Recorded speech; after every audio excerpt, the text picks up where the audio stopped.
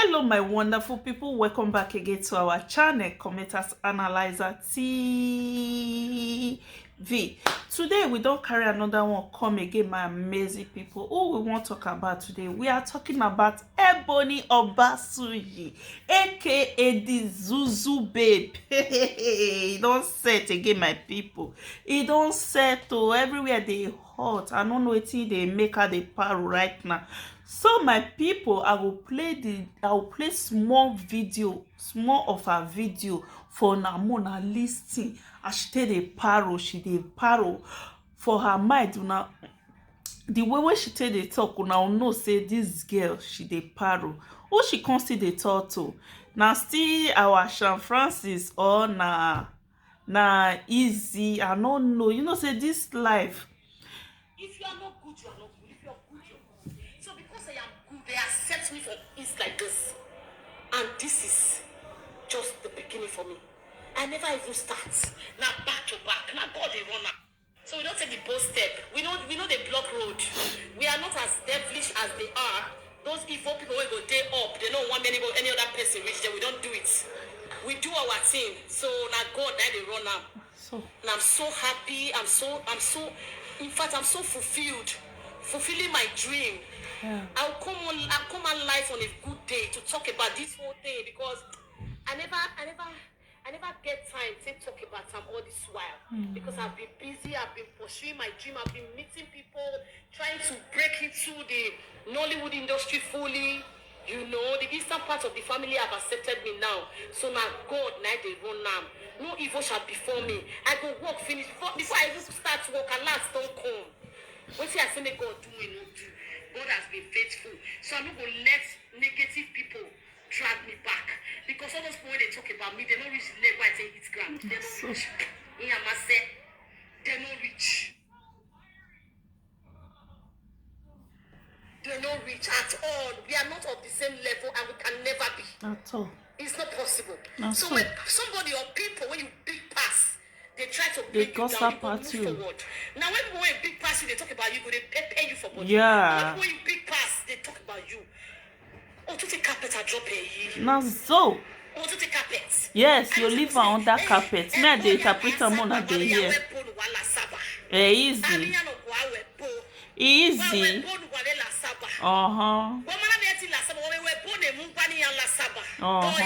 You are right. I tire our people. I don't know why Benin people they too believe in this juju thing. Sorry to say, I know say not be all. So most of them they too believe in juju. When God is blessing somebody, must it be say na juju? And also they get jealous minds. They jealous each other. They have to bring somebody down. Now waiting be there. Now waiting that they sleep they think of. If they say you be past them, they want to bring you down. When you are big, you're big. If you're big, you're big. Yeah, when you are big, you are big. If they not rich, they not rich. If they not rich, they not richer.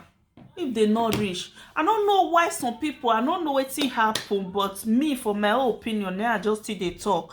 I don't know some people when they see say God they bless you. They wish, I wish na them be that, na them dey that your shoe. If they see say God they bless you, they wish say I wish na them dey your shoe. They don't know suffer when you they suffer. They know they wish to dey that your suffer. Anybody will go they wish I wish na me dey or may I just take this girl luck, maybe me na dey that girl shoe. May come dey my suffer when I dey. May come dey suffer. Because before people they suffer, must you say everything on camera? No, you know if you talk everything on camera. God they bless Ebony. Before God start to they bless her, she don't still suffer, she don't still labor. She labor for where she is today. So more no they heavy each other, they gossip each other. When I see say somebody like when God is blessing somebody, wetin we supposed to pray for that person, celebrate with that person. When you celebrate with people wey God dey bless, or whosoever where they foresee their blessings, no care to know, celebrate with them. God Almighty go also do na own. Na wetin people no know. When they see say you dey do wetin dem no go fit do, they go dey heavy you. So no dey fit eat for your matter. Hey, God, all my enemy dem no go fit eat for my matter. I wish na me be Ebony. Wetin I go just dey do, I go dey celebrate. Make dem for dey drink paracetamol for my matter. You no need to come out come dey answer dem, because they no reach you when you take dey leg. I no see any reason person wey reach you when you take dey leg dey ground, you reach leg when you dey put for ground, you no go sit down dey reason you. You no go sit down dey reason you, my people. Wetin una think about this matter? I no know why people dey just sit down, they will dey heavy each other. If you be their friend before, you decide not to play with them again, they go dey talk say maybe you are jealous. No, maybe you no want play with them again, or you no want me go with them again. That is not jealousy. They even know wetin be jealousy. Some people, they don't know the meaning of jealousy. Person no want talk to una again, they will say na jealousy. That is not jealousy.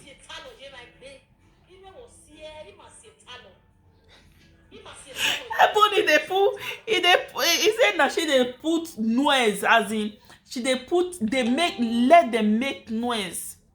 I don't know how to put. I don't be Benin. Oh my God. Some people go just dey, they go dey heavy somebody when they see your good, say God dey bless you. They go want die. I wish na me. Yes, it's very possible. It's good to wish. But after wishing, not wish that person evil.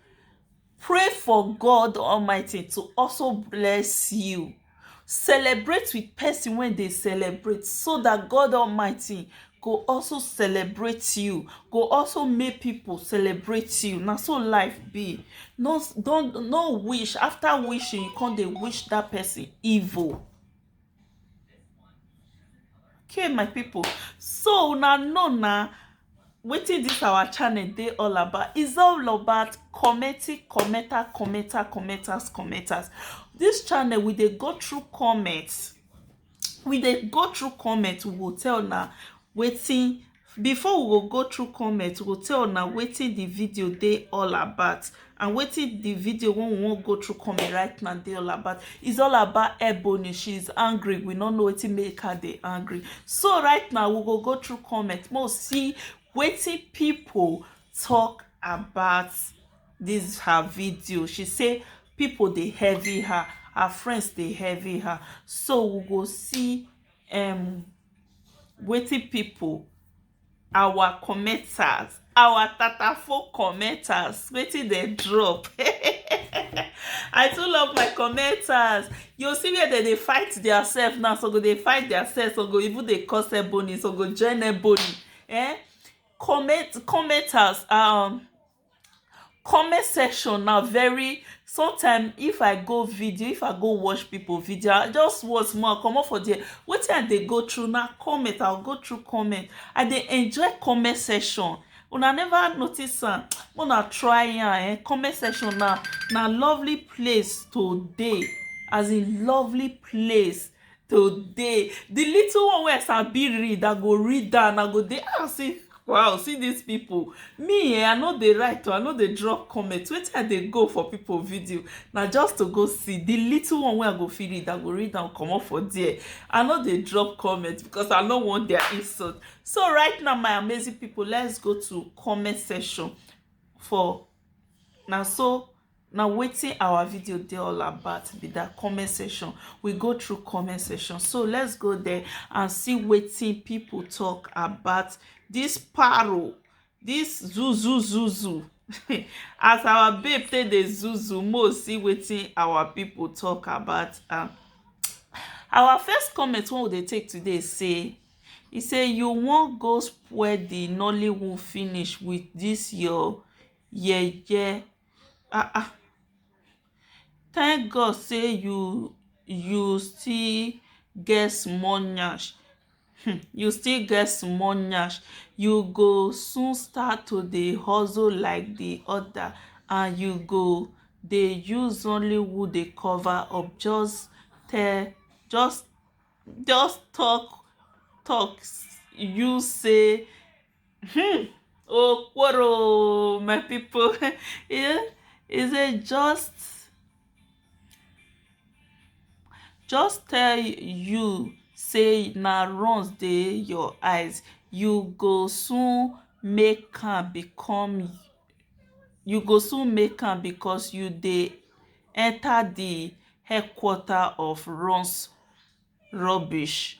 Some people with I know say na anger this person take write this thing, and e dey write rubbish because you wan cause Ebony. Person dey movie industry, she is a lucky person. You don see how many of them for that Edo this thing. Most of them dey wish to dey where Ebony dey. Why you come dey say na runs dey the girl eye? Person dey there, you dey see when she dey say she dey on set. Una now dey come out now dey say na runs dey her eyes. Sometimes some people more dey reason wetin we go dey talk, because if you hate somebody, not just hate somebody because you hate somebody, you just come out to destroy that person name. Okay, e no good. So let's take our next comment. Our second comment say, Ebony, who come ask you question now? Long his talk the thing dey pay her. Go and work on yourself, girl. You talk too much nonsense.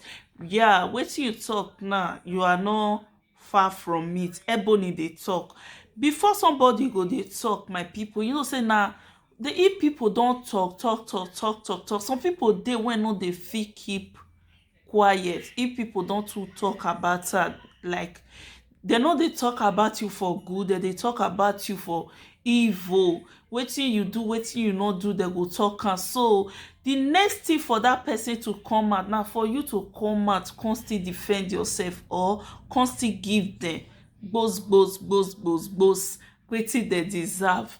And somebody come reply the comment. He say, so you travel since then. When dem dey bring her down, she no fit bear it. Now make her talk. Ebony everywhere. Dem no let her rest. She enter Asaba, wahala drive her. She find ace and drive her. She find herself, then no still let her rest. Dem no still let her rest. So person come still reply her say, na when person talk her una go carry am like say na bad thing. She do she do what dey carry her family name all these days. You no dey see dem one. Bro cry bro. This one say make cry bro. Now wow God. This one say, Ebony, your only problem is that you talk too much. Please, can you take a cheap piece? Try that. Calm down, okay, my people. Una no vex, I go put the write up for the screen so that una go dey see wetin I dey read. And the other one say, he say, Ebony is a Ebony, love you are still strong. Is Ebony, love you are still strong. You are strong. And the other one say, what happened between you and Ruth Eze? Una don still fight abi? As that girl gentle reach, you still you fit still find fault with her. Only you go make friend. Na you go loud am. 2 days later, una go dey fight because you get bad character. You no dey fit keep friend. Only you fight destiny ethical. Today na Ruth Eze, tomorrow na Uche Nancy. Una dey go. All of una wan just die because una no fit dey where Ebony dey. Na wetin I see for dis matter. All of una wan just die because una wish to dey where dat girl dey, but una no fit dey there. I no know people, no.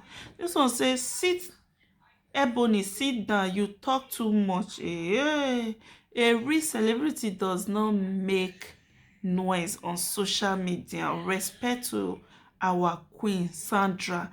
That girl too go gentle, abeg. Yes, Sandra gentle,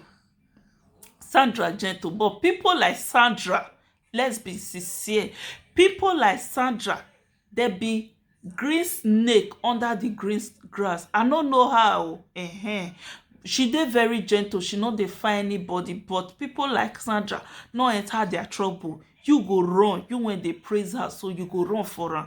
Ebony now, she dey do her wo, the thing go come off for her mind. She be like person like me. Most of my friends know me, say me, I dey do my own, I no dey fit keep myself, I dey do my own gbogbo, the thing go just come off for my mind. But somebody like Sandra Aigbogun, she be very quiet girl, she no dey find anybody, but when you find her, or one day when she go vex for una when they praise her, because okay, they say Sandra quiet. Yes, Sandra dey very quiet, which I say it on my video one. I think that was last week I did that video. Sandra na very quiet person. Sandra na very quiet person. But if una find her, so una take dey find Ebony, so if Sandra show una character, all of una go run enter una room. So let's take our next comment. This one say, Ebony, you too much for that because God is in control. The other one say, shut up. Don't you forget the figure that raised you. Do not forget the figure that raised you. Those people you are referring to, they introduce you to that word you are bragging about. Your bragging and pride is too much. Do not beat the finger that raised you. They make you, and they can still break and cut that your wings that is making you fly her. And somebody commenter say, your attitude show that you do not have good people around you to advise you. And our next one say, Ebony, abeg, try work on your nyash and hip.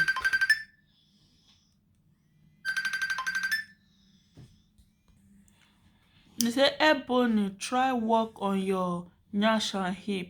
Make we for know the different. Yesterday I dey admire your leg, dey think say na your nyash. Now what people, una can condemn somebody, sha, but Ebony nyash no be like this now.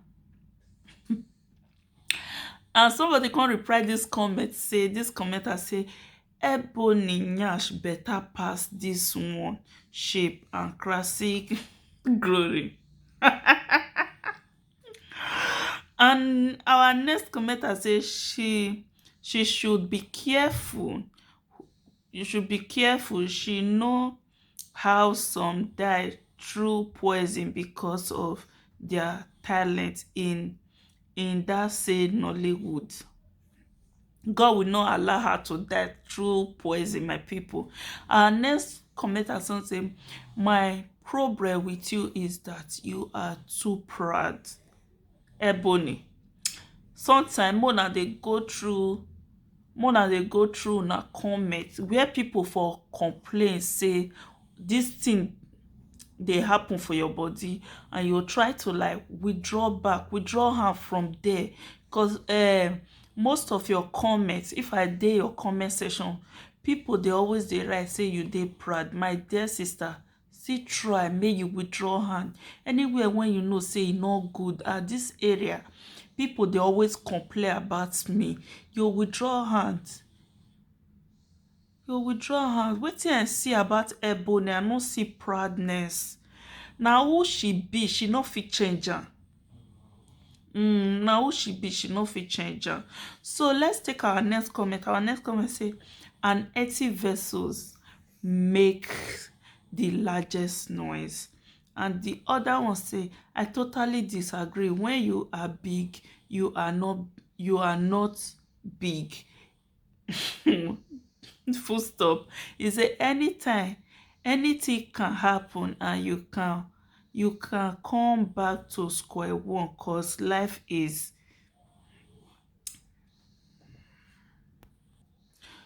unpredictable. Barry don talk put for una hand. Una with una meaningful quarrel long his. The matter tire me. Every time quarrel. I no know wetin dey make dem dey quarrel. Ebony now no dey feel overlook dem. Sometimes overlook dem. You say you don big, you big pass dem. Sometimes try to dey overlook dem. As Nigeria take this gwangwan Buhari reach, Buhari go come out, e no go talk. No be una mouth una take dey talk. Sometimes overlook dem, my dear sister. According to you, you are big. Who don big don big. I no know why you go dey answer dem. Our next commenter say, fake life, the end shall tell when the old time comes. Our next one say, Ebony, I be like you. Your problem not too much. Your problem na too much talk like new Benin market women leader. Make way na. Very soon they go start to dey insult their Nollywood actors and actresses because of you. Please just try ignore people. Do your thing. Yeah. Ebony, try ignore them, my dear. Ignore them. They no reach. Who reach your level now no go dey gossip you? You know see how people talk about Destiny Etiko reach? You don see Etiko come out come dey answer there, apart from that one when they write rest in peace for her picture.